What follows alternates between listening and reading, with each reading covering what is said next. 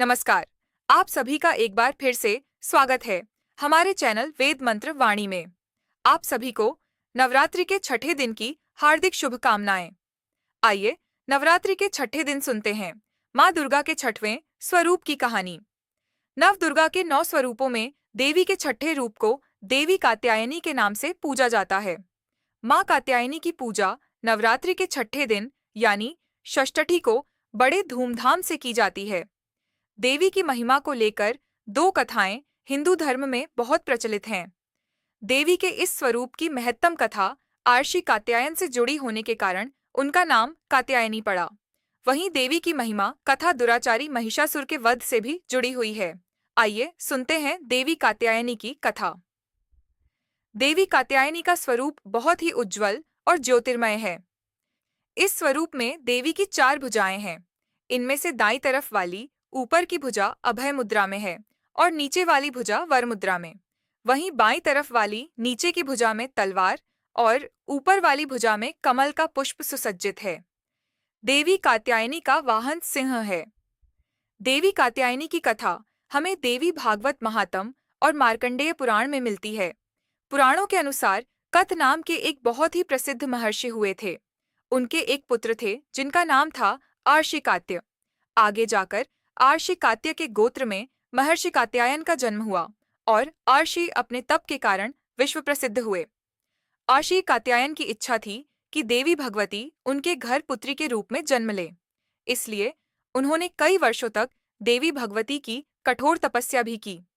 मान्यता है कि आर्षि कात्यायन की ऐसी एक निष्ठ तपस्या को देखकर उनसे प्रसन्न होकर देवी भगवती ने उनकी इच्छा का मान रखते हुए उनके घर में जन्म लिया। आर्षि कात्यायन की पुत्री होने के कारण ही देवी भगवती कात्यायनी कहलाई। महर्षि कात्यायन ने बड़े प्रेम से देवी कात्यायनी का पालन पोषण किया था। कुछ समय बीता। पृथ्वी पर दुराचारी महिषासुर का उपद्रव सारी सीमाएं लांघ रहा था। महिषासुर को यह वरदान मिला था कि कोई भी पुरुष उसे कभी पराजित नहीं कर सकता और ना ही उसका अंत कर सकता है। इसलिए उसे किसी का डर नहीं था और देखते ही देखते उसने देवलोक पर भी अपना कब्जा कर लिया। तभी भगवान विष्णु, प्रजापति ब्रह्मा जी और देवाधिदेव महादेव ने उसका विनाश करने के लिए अपने अपने तेज से मिली उत्पन्न किया। मान्यता है कि महर्षि कात्यायन ने इन देवी की सर्वप्रथम विधिवत पूजा की थी, इसलिए देवी को कात्यायनी नाम से जाना गया। वहीं देवी कात्यायनी से जुड़ी एक और पौराणिक कथा के अनुसार देवी की उत्पत्ति महर्षि कात्यायन के यहाँ अश्विन महीने में कृष्ण चतुर्दशी को हुई थी। इसके बाद महर्षि ने शुक्ल, सप्तमी, अष्टमी और नवमी तक देवी की अपने आश्रम में विधिवत पूजा अर्चना की और दशमी को देवी के इस स्वरूप ने महिषासुर का वध किया था। यही कारण है कि देवी के इस स्वरूप को देवी कात्यायनी के नाम से जाना गया था। महिषासुर का अंत करने के कारण देवी को महिषासुर मर्दानी के नाम से भी जाना गया। दोस्तों, माना जाता है कि देवी दुर्गा का यह स्वरूप अमोघ फलदायिनी है।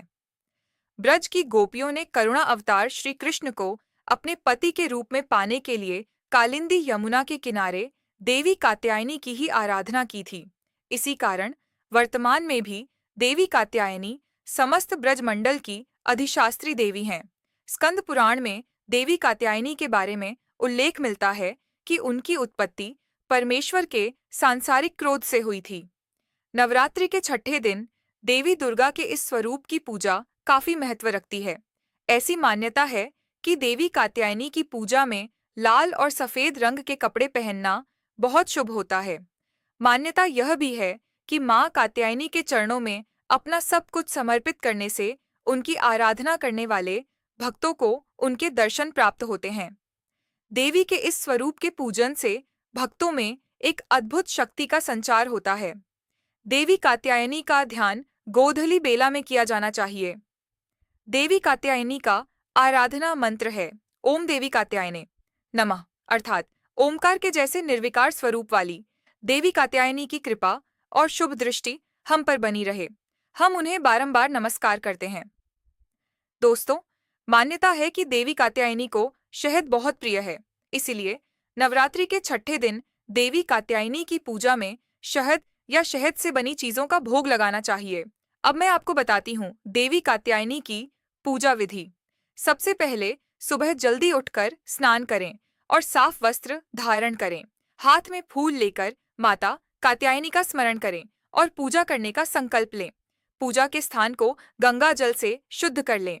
अब पूजा स्थल पर माँ कात्यायनी की मूर्ति या चित्र को स्थापित करें। माँ कात्यायनी को रोली, कुमकुम, हल्दी, अक्षत और चंदन का तिलक लगाएं। पीले फूल, शहद, फल और मिष्ठान का भोग लगाएं। उसके बाद घी का दीपक जलाएं। देवी के मंत्रों का जाप करें। दुर्गा सप्तशती के छठे अध्याय का पाठ करना इस दिन शुभ माना गया है। अंत में माँ कात्यायनी की कथा पढ़कर उनकी आरती करें और अपने परिवार की सुख समृद्धि की प्रार्थना करें। पूजा में हुई कोई भी भूल के लिए क्षमा याचना करें। फिर माँ को लगाए गए भोग या प्रसाद को सबके साथ बांटकर खाएं। देवी कात्यायनी की विधिवत पूजन के बाद महादेव की भी पूजा करने की मान्यता है। देवी दुर्गा के कात्यायनी अवतार की कथा हमें यह सीख देती है कि अगर भक्ति और संकल्प सच्चा हो तो परम प्रकृति की कृपा सदैव हम पर बनी रहती है। जिस प्रकार महर्षि कात्यायन की एक निष्ठ तपस्या से प्रसन्न होकर देवी दुर्गा उनकी इच्छा और तपस्या का मान रखकर उनके यहाँ पैदा हुई, उसी प्रकार मनुष्य को भी अपनी भक्ति, निष्ठा और संकल्प के पथ पर अविचल रहना चाहिए। तो यह